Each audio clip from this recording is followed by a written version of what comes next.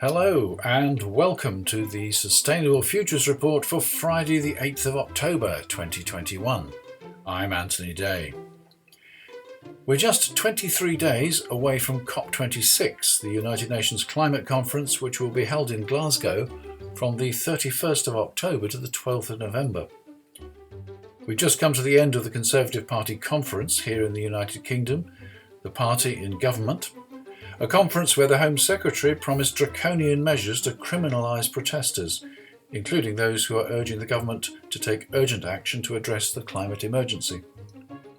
COP26 and Insulate Britain. These are the two key issues I'll discuss today. I'll also tell you about plans for extra editions of the Sustainable Futures Report coming soon. COP26. Some say it is the most important conference ever. Others are already writing it off.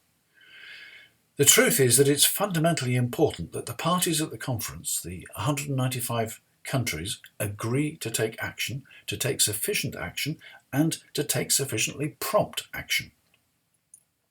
Another IPCC report back in August sounded the alarm again. The Lancet issued a call for emergency action to limit global temperature increases, restore biodiversity and protect health. Launching a paper entitled Raising Climate Ambition at COP26, the think tank Chatham House said, "The COP26 Climate Change Summit takes place at the beginning of the crucial decade for climate action. All regions of the world are already dealing with increasingly severe climate change impacts, and every additional increment of warming escalates the risks to people, ecosystems, and communities. To have a chance of keeping global warming to 1.5 degrees centigrade and avoiding the most disastrous consequences, emissions need to halve by 2030 and reach net zero by 2050. COP26 has a critical role to play in putting the world on a safer path." This follows their Climate Change Risk Assessment 2021, headlined, "The risks are compounding and without immediate action the impacts will be devastating." Preparations and preliminary talks have been going on for some time, going on for months in fact. Back in April, Joe Biden convened his own climate conference. In September, Prime Minister Johnson addressed the United Nations in his own inimitable style. There have been comments about his light-hearted style and his quoting of Kermit the Frog, but here are some of the more important things that he said. "We trash our habitats again and again with the inductive reasoning that we've got away with it so far and therefore we'll get away with it again. We are approaching that critical turning point in less than 2 months when we must show that we are capable of learning and maturing and finally taking responsibility for the destruction we are inflicting, not just upon our planet, but ourselves. It is time for humanity to grow up. It is time for us to listen to the warnings of the scientists. The Glasgow COP26 summit is the turning point for humanity.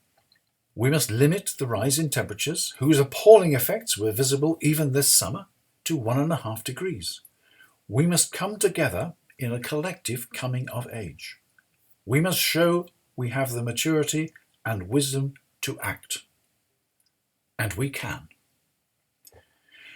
He went on to reiterate the consequences of not acting, to describe the technological solutions to the crisis, and the vast sums of private capital available to provide investment. Speaking at the Youth for Climate conference in Milan, Greta Thunberg was sceptical.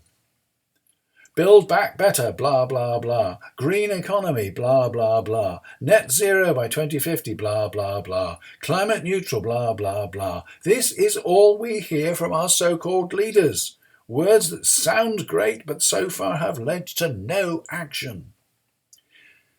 But of course, the debate is not whether or not the UK will make an adequate response to the climate change. It's about whether the whole world will join together to do enough and do it in time. We need the developed world to support the developing world. At the United Nations, Prime Minister Johnson announced that pledges of aid to developing countries had almost reached the $100 billion target.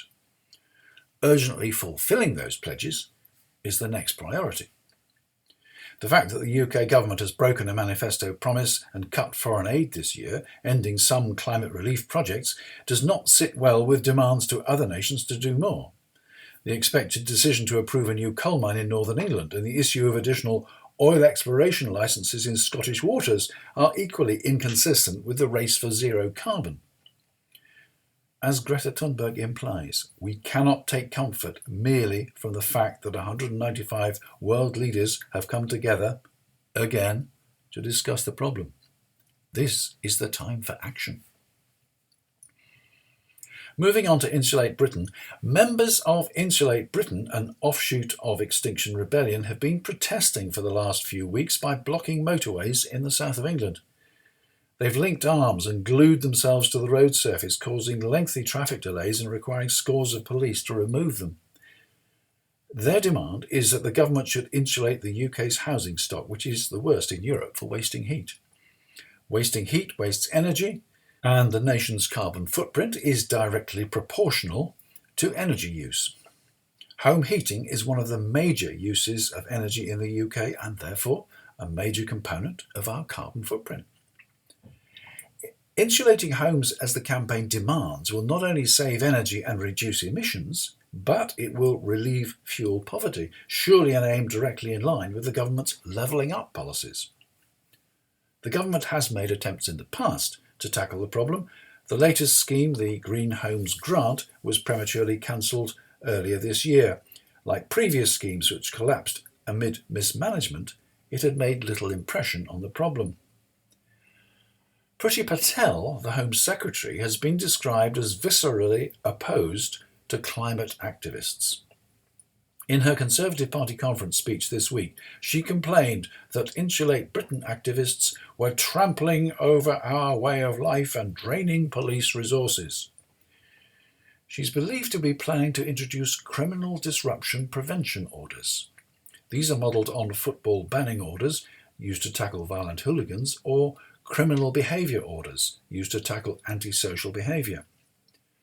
Writing in the Independent newspaper, Ian Dunt warns that while those orders prevent people from going to football matches or engaging in misconduct, these proposed orders will prevent people from exercising their democratic rights to protest. These new orders will give courts the power to prevent individuals from travelling to attend protests. The idea originally came from the Metropolitan Police proposing protest banning orders. The Home Office and some senior police officers opposed the idea, one saying that it would be a massive civil liberty infringement. There's a world of difference between violent football fans and peaceful protesters, but in future activists will be banned from travelling to protests merely for being considered likely to commit a crime. Some people are calling this the thought police. There's no doubt that Insulate Britain have a realistic case, but this is all part of a government policy of shooting the messenger. It starts with ridiculing the messenger. Back in 2019, the Prime Minister described climate activists as uncooperative crusties living in hemp-smelling tents. This year, he's calling them irresponsible crusties. In fact, many of these people are highly intelligent, responsible citizens, like Zoe Cohen, who spoke to the Sustainable Futures Report in 2019. She's a former FTSE 100 director, and she told me she's doing this for the sake of a future for her 16-year-old daughter. These are the people who will be urging governments at Glasgow's COP26 to do more to counter the threats from the climate emergency, urging COP26 to greater success. They're prepared to face arrest, prosecution, fines and imprisonment. Fortunately, the UK is a civilised country.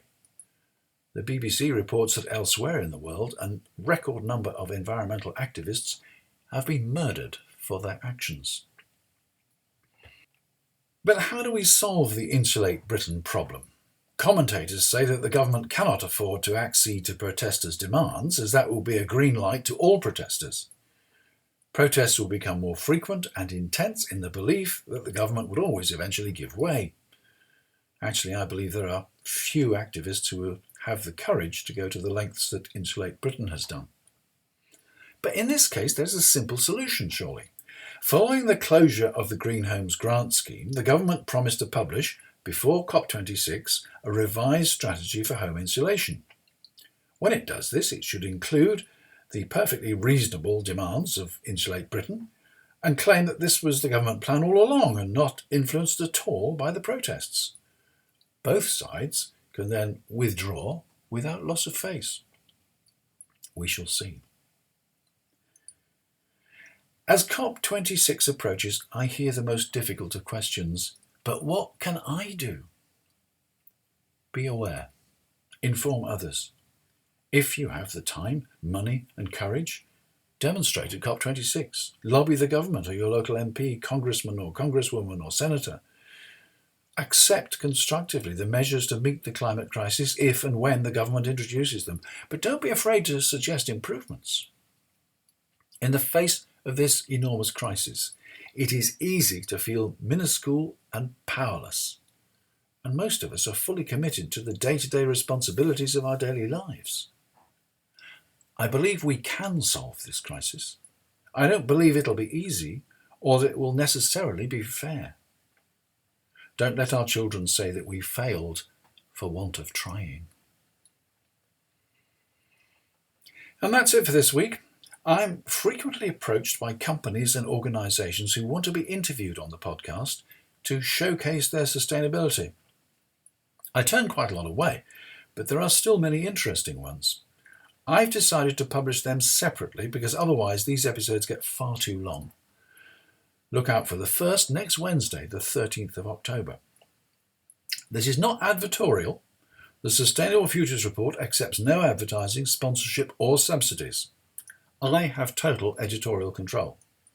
Of course, I'm always grateful for the support of my patrons, who pay a monthly contribution to help me cover my costs. If you'd like to join their number, you're more than welcome. Find the details at patreon.com/SFR. That's patreon.com/SFR. I'm Anthony Day. That was the Sustainable Futures Report.